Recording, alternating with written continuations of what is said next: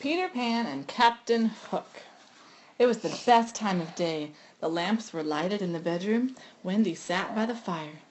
"Tell us a story, Wendy," said her brother John. "A pirate story." "With Indians in it," cried Michael. So Wendy told her brothers a story. It began with Peter Pan. Peter Pan was a boy. He was very brave. He could crow like a rooster, and best of all, he could fly. He could fly high, he could fly low. He could race with the clouds and slide down the rainbow. Peter's best friend was a tiny fairy named Tinker Bell. Tink could fly too. She never talked, but she would stand on Peter's hand, and tiny lights flashed and she made tinkling sounds. Peter and Tink lived in Neverland. It was a magic place. Indians camped in the woods. There was a pirate ship at the bay near Skull Rock, and there was Hangman's Tree. Peter's home was in a secret cave under Hangman's Tree. He lived in the cave with his friends, and these friends were the Lost Boys. They had no mothers or fathers, but they did have Peter and Tink and the secret safe cave. One day Peter and Tink went out flying. The Lost Boys could not fly. They tried to think of something else to do, something that would be fun. "I know," We have a lantern. "I know," said one. "Let's go fight the Indians. We can creep up on them. We'll catch them," cried a third. So they began creeping through the woods. "Shh," said one of the boys. They might be hiding behind the trees."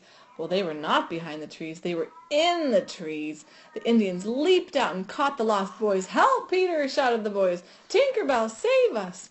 But Peter and Tinker Bell did not hear the boys. They were on Skull Rock, and they had noticed that Peter's enemy, the terrible pirate Captain Hook, had taken the beautiful Indian princess named Tiger Lily and tied her up with thick ropes.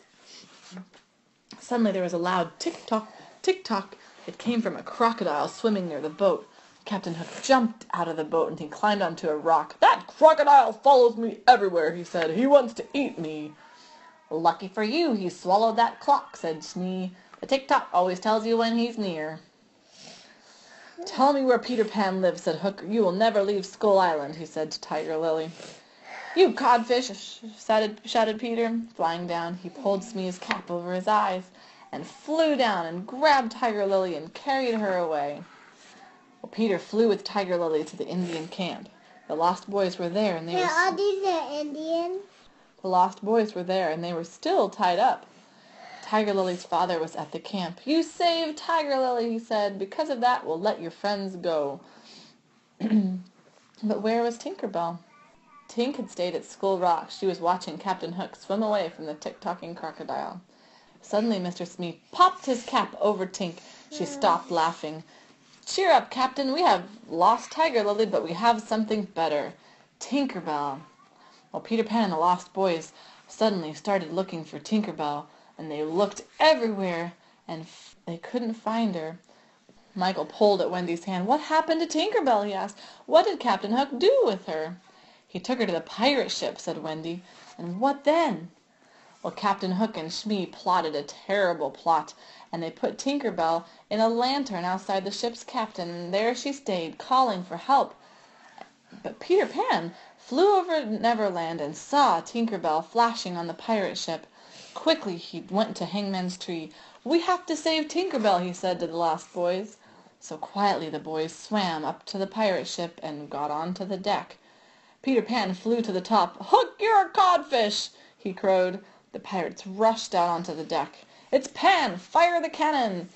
Mr. Smee tried to fire the cannon, but one of the boys ran off with the cannonball. Another boy chased Mr. Smee around the deck with a shiny sword, and the frightened pirate fell into the sea. Who do you think was waiting in the water? The tick-tocking crocodile was waiting, and Captain Hook swam for his life. He swam and swam. Peter Pan and the Lost Boys found Tinker Bell and let her out of the lantern. "What happened then?" said Michael. "Peter Pan and Tinker Bell and the Lost Boys went to sleep," said Wendy, "and that's where you are going." She tucked her brothers into bed. "Is there really a Peter Pan? Will we ever see him?" "Some day," she said, and later that night a tinkling sound woke Wendy. She saw a flickering light and a shadow in the window. It was Peter Pan, and she closed her eyes again and fell fast asleep.